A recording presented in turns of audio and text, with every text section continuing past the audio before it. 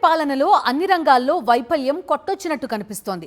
ఒక పక్క చంద్రబాబు తనది సుపరిపాలన అని చెప్పుకుంటున్నారు. మరోపక్క అడుగడుగునా దుష్పరిపాలన కనిపిస్తోంది. దేశంలో ఏ రాష్ట్రంలో లేని విధంగా ఒక్క ఆంధ్రప్రదేశ్లోనే గత వారం రోజులుగా పెట్రోల్ డీజిల్ కొరత ఏర్పడి ప్రజా జీవనం స్తంభించింది. చంద్రబాబు అధికారులపై తీవ్ర ఆగ్రహం వ్యక్తం చేసిన మరుసటి రోజు పరిస్థితి కొలిక్కి రాకపోగా మరింత జటిలంగా తయారైందంటే ఏపీలో ఎలాంటి పాలన ఉందో అర్థం చేసుకోవచ్చు. దీనికి తోడు నిత్యం రెడ్ బుక్ కక్ష సాధింపులు, కూటమి నేతల అరాచకాలు ఉండనే ఉన్నాయి. ఈ అంశంపై ప్రముఖ జర్నలిస్ట్ కొమ్మినేని శ్రీనివాసరావు కామెంట్. ఆంధ్రప్రదేశ్లో సుపరిపాలన అందిస్తున్నామని ముఖ్యమంత్రి చంద్రబాబు నాయుడు ప్రకటించారు. నిజంగానే సుపరిపాలన అయితే అంతా సంతోషించవలసిందే. కానీ ఏపీలో సుపరిపాలన బదులు దుష్పరిపాలన జరుగుతోందన్న అభిప్రాయం బలపడుతోంది. రెడ్ బుక్ పేరుతో అరాచకాలు, టీడీపీ, జనసేన, బీజేపీ కూటమి ఎమ్మెల్యేలు, వారి అనుచరులు పలు చోట్ల చేస్తున్న దౌర్జన్యాలు, దందాలు, వైసీపీ నేతలపై, కార్యకర్తలపై పెడుతున్న తప్పుడు కేసులు మొదలైనవి ఇందుకు ఉదాహరణగా నిలుస్తాయి. చంద్రబాబు బెస్ట్ రిఫార్మర్ అవార్డు అందుకుంటూ సుపరిపాలన చేస్తున్నానని ప్రసంగించినట్లు వార్తలు వచ్చిన రోజుతో పాటు ఈ మధ్యకాలంలో మీడియాలో ప్రచురితమైన వివిధ కథనాలు చూస్తే వాస్తవం ఏమిటో తెలిసిపోతుంది. 4 రోజులుగా ఏపీలో పెట్రోల్, డీజిల్ లభ్యం కాక ప్రజలు అల్లాడిపోతున్నారని ఆయా మీడియాల్లో బ్యానర్ కథనాలు వచ్చాయి. చంద్రబాబుకు సంపూర్ణ మద్దతు ఇచ్చి ప్రభుత్వ పరంగా జరిగే అక్రమాలు, టీడీపీ వారు చేసే దాష్టికాలను కప్పిపుచ్చే ఈనాడు, ఆంధ్రజ్యోతి వంటి ఎల్లో మీడియా కూడా ఈ వార్తలను ఇవ్వక తప్పలేదు. దేశంలో ఎక్కడా లేని విధంగా ఏపీలో ఎందుకు ఇంధన సంక్షోభం, ముఖ్యంగా డీజిల్ కొరత ఏర్పడిందో అంతుపట్టడం లేదు. చంద్రబాబు నాయుడు ఆయిల్ కంపెనీలపై సీరియస్ అయ్యారని మీడియాకు ప్రకటనలు ఇచ్చారు. ఆయిల్ బంకుల్లో నో స్టాక్ బోర్డులు కనిపించరాదని ఆయన ఆదేశాలు ఇచ్చారట. మంచిదే, కానీ ఆచరణలో ఆ తర్వాత రోజు కూడా డీజిల్ కొరత ఇంకా పెరిగింది. దీన్ని సుపరిపాలననే చెప్పాలా? జగన్ ముఖ్యమంత్రిగా ఉన్న రోజుల్లో ఏ చిన్న సమస్య వచ్చినా అన్నిటికీ ఆయనే కారణం అంటూ పచ్చి అబద్ధాలు రాసిన ఎల్లో మీడియా ఇప్పుడు మాత్రం డైవర్ట్ చేస్తోంది. ఆయిల్ కొరతకు కంపెనీలదే తప్పని చెబుతోంది. అది కొంత నిజమే కావచ్చు, కానీ అక్కడితో ఆగకుండా వైసీపీ వారితో కంపెనీలు కుమ్మక్కయ్యాయని ఎల్లో మీడియా నిస్సిగ్గుగా అబద్ధాలు ప్రచారం చేయడం దుర్మార్గం. అలా చెబుతున్నారంటే కూటమి ప్రభుత్వ చేతకానితనాన్ని వారు ఒప్పుకున్నట్లే అవుతుంది కదా. ఎంతో విజనరీ అని తనకు తాను చెప్పుకునే చంద్రబాబుకు ఈ కొరత సమస్యపై ఎందుకు ముందస్తు సమాచారం రాలేదు, వచ్చినా పట్టించుకోలేదా? ఇదే నా రియల్ టైం గవర్నెన్స్ అంటే అని ప్రజలు ప్రశ్నిస్తున్నారు.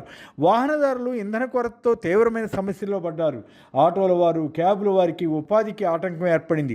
రైతులకు, చిన్న పరిశ్రమలకు కూడా అవసరమైన డీజిల్ లభ్యం కావడం దుర్లభంగా మారింది. కొన్ని చోట్ల రేషన్ పెట్టినా అది ఏ మూలకు సరిపోలేదు. ఇబ్రహీంపట్నం వద్ద ఒక ప్రైవేట్ ట్రావెల్ బస్సు డీజిల్ అయిపోయిందని చెప్పి నడి రోడ్డు మీద బస్సును వదిలిపెట్టి డ్రైవర్ వెళ్ళిపోయాడట. ఎర్రగొండపాలెంలో ఆయిల్ కోసం బంకుకు వెళ్ళిన ఒక యువకుడిని పోలీస్ ఇన్స్పెక్టర్ లాఠీతో అన్యాయంగా బాధారట. దీన్ని ఏ తరహా పాలనని అనాలి? పెట్రోల్ బంకుల వద్ద భారీగా క్యూలు రోజుల తరబడి కనిపించాయి. ఈ పాపం చంద్రబాబు సర్కార్దేనని మాజీ సీఎం జగన్ వ్యాఖ్యానించారు. పొరుగు రాష్ట్రాలైన కర్ణాటక, తమిళనాడులో ఎందుకు ఇంధన కొరత రాలేదని ఆయన ప్రశ్నించారు. తెలంగాణలో కొంత ఈ ప్రాబ్లం ఉన్నప్పటికీ మరీ తీవ్రం కాదు. విశేషం ఏమిటంటే ఏపీలో కొరత రీత్యా పలువురు ఏపీ నుంచి సరిహద్దుల్లోని తెలంగాణ బంకులకు వెళ్ళి ఆయిల్ కొట్టించుకుంటున్నారు. ఆ ఒత్తిడి ప్రభావం ఈ రాష్ట్రంపై కూడా పడుతోందట. అధికారంలోకి రాగానే చంద్రబాబు, లోకేష్లు పెట్రోల్, డీజిల్ ధరలు తగ్గిస్తామని అప్పట్లో హామీ ఇచ్చారు. అలా చేయకపోగా ఇప్పుడు సరఫరా కూడా సరిగా చేయడం లేదని జనం వాపోతున్నారు. ఇక వేరే విషయాలు చూద్దాం. అనంతపురం జిల్లాలో కళ్యాణదుర్గం ఎమ్మెల్యే అమిర్నేని సురేంద్రబాబు కారును ఆపిన టోల్గేట్ సిబ్బందిపై ఆయన అనుచరులు దౌర్జన్యం చేశారు. మహిళా సిబ్బందిపై కూడా విచక్షణారహితంగా దాడి చేస్తే ఎమ్మెల్యే అనుచరులపై చంద్రబాబు సీరియస్ అయ్యారట. అంతే తప్ప ఎమ్మెల్యేని మాత్రం ఏమీ అనలేదన్నమాట.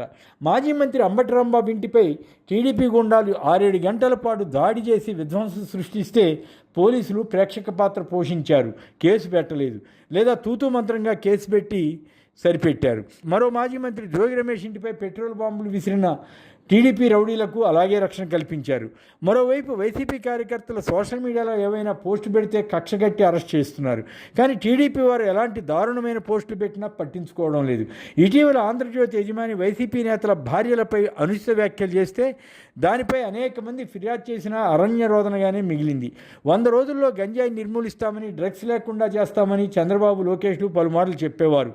ఇప్పుడు అవి విచ్చలవిడిగా లభిస్తున్నట్టు వార్తలు సూచిస్తున్నాయి. చివరికి మంగళగిరి, దుగ్గిరాల పోలీస్ స్టేషన్ల పరిధిలో కూడా చిన్న చిన్న గ్రామాల్లో సైతం గంజాయి విక్రయాలు జరుగుతున్నాయని పోలీసులు గుర్తించి కొందరిని అరెస్ట్ చేయాల్సి వచ్చింది. విశాఖ గూగుల్ డేటా సెంటర్ నిమిత్తం తర్లువాడ గ్రామంలో రైతుల నుంచి భూములు తీసుకున్నారు. వారికి పరిహారం చెల్లించకుండానే డేటా సెంటర్ శంకుస్థాపన కార్యక్రమం పెట్టుకోవడంపై రైతులు ఆందోళన దిగితే ఊరంతటినీ దిగ్బంధం చేశారని వార్త వచ్చింది. ఇది ఏ రకమైన ధర్మం అవుతుంది? గూగుల్ డేటా సెంటర్ రావడాన్ని అంతా స్వాగతిస్తారు, కానీ ఇందుకోసం రాష్ట్ర ప్రభుత్వం ఏకంగా 22,000 కోట్ల రూపాయల రాయితీలు ఇవ్వడమే ఆశ్చర్యంగా ఉంటుంది. ఇక కొన్ని కంపెనీలకు 99 పైసలకే భూములు కట్టబెట్టి విశాఖ బ్రాండ్ను దెబ్బతీస్తున్నారన్న విమర్శ ఉంది. ఏపీలో ప్రభుత్వ ఆసుపత్రుల్లో మందులు దొరకడం లేదని వివిధ పత్రికలు, టీవీ ఛానళ్లలో, సోషల్ మీడియాలో వార్తలు వచ్చాయి. 50 రకాల మందులకు 6 సార్లు టెండర్లు పిలిచినా స్పందన లేదట. ఈ విషయాన్ని ఎల్లో మీడియానే తెలిపింది. ఆ మీడియా మందుల సమస్యను కప్పిపుచ్చే యత్నం చేసినా ప్రభుత్వ వైఫల్యం కొట్టొచ్చినట్లు కనిపిస్తోంది. బిల్లులు సకాలంలో చెల్లించరన్న భయమో మరో కారణమో కానీ ప్రజలకు ప్రభుత్వ ఆసుపత్రుల్లో అవసరమైన మందులు దొరకడం లేదన్నది వాస్తవం. ఇది సుపరిపాలనగానే భావించాలన్నమాట. రైతుల విషయానికి వస్తే జొన్న, మొక్కజొన్న, శనగ, అరటి, బొప్పాయి, ఉల్లి, టమోటా తదితర పంటలకు మద్దతు ధర రావడం లేదు. దాంతో రైతులు దయనీయ పరిస్థితిని ఎదుర్కొంటున్నారు. వ్యవసాయ మంత్రి అచ్చెన్నాయుడు ఆ మధ్య మొక్కజొన్న కొనుగోలు చేయలేమని నిస్సహాయత వ్యక్తం చేసిన సంగతి తెలిసిందే. ఒకవైపు 3.5 లక్షల కోట్ల అప్పులతో దేశంలోనే రికార్డు సృష్టించడం ఏ తరహా సుపరిపాలన అన్నది ప్రభుత్వంలో వారికే తెలియాలి. ఆర్థిక పరిస్థితి అధ్వానంగా ఉన్నప్పటికీ సింగపూర్కు 65 మంది మంత్రులను శిక్షణ పేరుతో పంపించడం, ఆయా సబ్జెక్టులతో సంబంధం లేని మంత్రులు వెళ్లడం, ఇందుకోసం కోట్లు వెచ్చించడంపై ఎల్లో మీడియానే టిప్ టాప్ ట్రిప్పులు అంటూ ఎద్దేవా చేయడం విశేషం. అలాగే కన్సల్టెంట్ల రాజ్యంగా మారిందని కూడా ఎల్లో మీడియా వ్యాఖ్యానించింది. తాజాగా ఏడాది కాలానికి గాను 18 మంది కన్సల్టెంట్లను నియమించి 76 లక్షలు వేయించేస్తున్నారు. ఇక కొందరు టీడీపీ, జనసేన ఎమ్మెల్యేలపై ఎలాంటి ఆరోపణలు వచ్చినా కప్పిపుచ్చుతున్నారు. మహిళలను వేధించారన్న ఆరోపణలు వచ్చినా ఆ ఎమ్మెల్యేల జోలికి వెళ్ళడం లేదు.